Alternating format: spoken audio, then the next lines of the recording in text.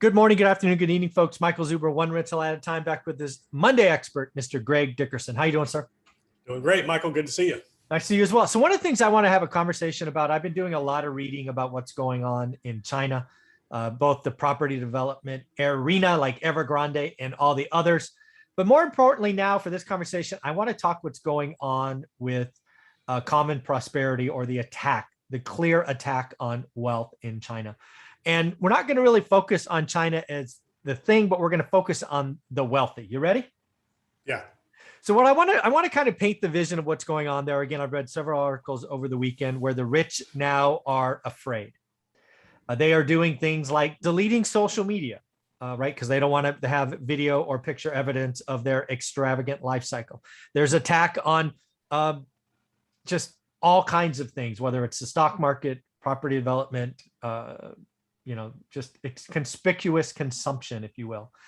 And what I want to talk about here is when the wealthy feel under attack, whether it's in the US, South America, China, anywhere, you kind of can predict their behavior, right? Obviously, they stop investing, right? If you are going to attack me, I'm probably going to get small. I'm going to hide. I'm going to try to get out of your way. And second, I'm going to do everything I can to move my liquidity, my wealth elsewhere. So you can't see it. It's ungettable, or at least harder to get. Does any of that make sense, or am I crazy? Well, there's degrees of all that, but yeah, I mean, you're already seeing it. People moved out of New York because of taxes. People are leaving California because of taxes, and it's all spectrums of the wealth curve.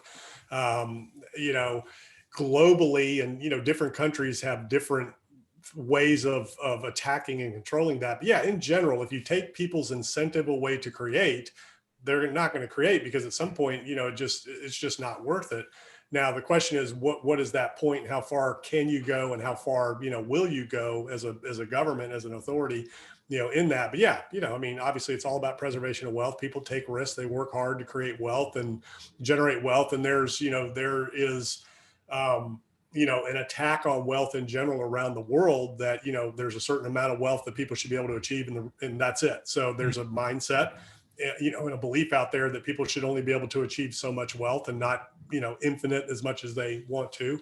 Mm-hmm. There's a lot of people that think that they know what needs to be done with people's excess wealth, governments, specifically policymakers and things like that. So yeah, they're going to try to protect it. It's the cost of doing business. So, from a wealth standpoint, from a business owner standpoint, there will come a point, and can come a point, to where it just doesn't make sense to take risk or be in business if it's so punitive, that it just isn't worth it. So yeah, you'll go do something else, or you'll just close down. Mm-hmm. We're already seeing that with a lot of businesses through the pandemic. The rising costs, the lack of available labor, and things like that, and trying to comply with all the new rules with COVID and health and things like that. It's just too cost prohibitive. So you see a lot of businesses that just shut down. But for every one that shuts down, another one opens, and you just factor it into the equation. So once something actually happens, and they actually take some action on some of these things that they're talking about, we'll see what people do. But you already see Elon's moving out of California. Mm-hmm. Tons of people have moved out of New York. Jim Rogers is in Singapore. I mean, Yeah. there's people all around the world trying to protect their wealth, and trying to protect what it is that they worked their lives to achieve. And now, granted, there are a lot of legal loopholes that a lot of wealthy people use, because that's how the world goes around, right? The wealthy contribute to the policymakers who make the tax laws and the rules. And at the end of the day, like, people blame the wealthy. It's really the politicians and the policymakers is who you should be after, because it's a power grab from them. They use the tax code to control the power of the wealthy, and to keep themselves in office. So that's really where it starts. So a lot of people are attacking the wrong people. You need to be attacking the policymaker and the government officials that are the ones that are creating these loopholes, so that they can get money from, the ultra wealthy. Yeah. Again, I'm kind of reading in more and more about this common prosperity socialist, mantra, really moving that direction in China. There's been some examples about some policies that they did in 2012, and I thought it was interesting. The outcome of it was a lot of the kind of quote unquote the 1% in China suddenly became art connoisseurs. right? They had a lot of money, cash, whatever they call it, yuan, renminbi, whatever it is, and suddenly they just started buying lots of art. And that's when you saw a big run up in art prices, because that was the one of the ways they could quote unquote launder, hide, whatever you want, some of their things. So again, I think there's a general attack. I think when you get, like, especially in China today, the wealthy are under attack, no question. They're going to change behavior immediately, right? I.e., they're deleting social media so there's no evidence. Two, they will start to immediately look for exits.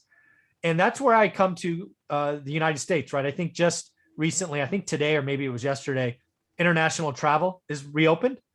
And I'm wondering how much China money comes to the US, because again, it's not being treated well where at home. And when currency or wealth is not treated well at home, it goes somewhere else. So we could see a huge inflush of Chinese investment, which maybe I didn't expect 6 months ago. Any thoughts on that? Yeah, but they're only allowed to, do so much outside the country, so they have to find creative ways to do it, and they have to hide it. Creative or illegal? Right, right. So that's why the ban on cryptocurrencies in China, because Correct. they were using that mechanism to move money out of the country. Absolutely. You'll see the NFT. So a lot of it's being done in cryptocurrencies. A lot of it's being done in the NFT space. You'll see some of these, JPEG NFTs going for obscene amounts of money, and a lot of it's money laundering. A lot of it's moving money out of countries, Mhm. things like that. A lot of buying and selling from, myself, to move that money, because you can set up wallets that are anonymous. Nobody knows who they are. They can see the transactions happening. So you're just buying and selling from yourself at the end of the day. And then you're, creating value on that. And that's what happens in cryptocurrencies driving. You'll see these huge, price spikes out of nowhere. A lot of times it's a wealthy individual that holds a lot of the currency, and they can set up some random wallets, buy and sell from themselves to drive Oh, the price geez. up. Yeah. Is that what they call a rug pull? Well, rug pull is, when it's moved up, and then, Yeah. the whole team, like, just abandons a project, like that Squid Game token. So that Yeah. was a rug pull where they set it up, they put it out there, all of the founders, and, liquidate their holdings, and then they just abandon the whole thing. So that's a Yeah. rug pull, Yeah. That's not that pulls cool. out for money. But what I'm talking about is more like, imagine if you owned all the real estate in California, or Okay. had control of Yeah. all the real estate in California. Okay. And you set the price, and you could just buy and sell from yourself, to Ah, get the frenzy going, and then you're selling to everybody else. So got it. Okay. it's kind of like that. People can come in because crypto market caps are so small. One or two wealthy investors can come in, work Really together, work by influence. Yeah. themselves, and they can drive these things up. And you'll see these huge spikes out of nowhere for no reason. And that's what's Mm, going on. got it. Yeah. So again, it's very interesting time. I think, the attack on the wealthy it's going to cause interesting behavior. And whether it's NFTs as you're highlighting, or cryptos, or real estate, or whatever. I think Art, yeah. art, right now, art was a great example of 2012. I think it's going to be, it's like when you have a balloon, right? You press on one thing, the air goes somewhere else. It's going to be interesting to see where the wealthy, specifically in China, but other countries as well, where that goes. Cause it might be unpredictable. Maybe it's really easy. Maybe it's NFTs and cryptos, but it's going to be interesting to watch, because when wealth is under attack, they find a way, legal or not, to move it. Yeah. And and there's a lot of support, from, the general public and general population to go after the wealthy, because of the way that they're able to take advantage of tax codes around the world and do things that the average person's not able to do. So, they know their days are numbered, and there's bullseyes on their backs. And, the general population, because of what's going on, and especially when you look at investment banks, record earnings, because all of Yeah. the money that's being created by the central banks, it's all going to the Goldman Sachs and the Credit Suisse and JP Morgans. I mean, record earnings, because they're just given all this free money, and they're able to do things with hundreds of billions of dollars and make small margins on that Yeah. churn, that the average person can't do, Yeah. so there's a reckoning a coming. And, a lot of people are fed up with it. And then you have the politicians that are just recklessly spending, Oh, all of the money that the average person, earns and pays in taxes with, and then enriching themselves. So there's a lot of corruption. There's a lot of, a lot of that stuff going on that, people are rising up against. And, that's one of the reasons crypto was created, to get outside of the banking system and all of that. But, they're coming after that. That's going to be, taxed. It already is, but a lot of people have been avoiding it, hmm by doing it offshore, hmm and so, that's all going to get reined in, and it's going to change that market here real soon. And it's going to be more and more difficult to, even hide behind that. Yeah. Very interesting times, never boring. It's very interesting as we head in the end of 2021 into 2022. I'm happy that you're going to be with us every week to talk about it. Greg, how can people find you? Yeah, gregdickerson.com. That's where all my info is. YouTube podcast, go check it out. Thank you, buddy. I appreciate it.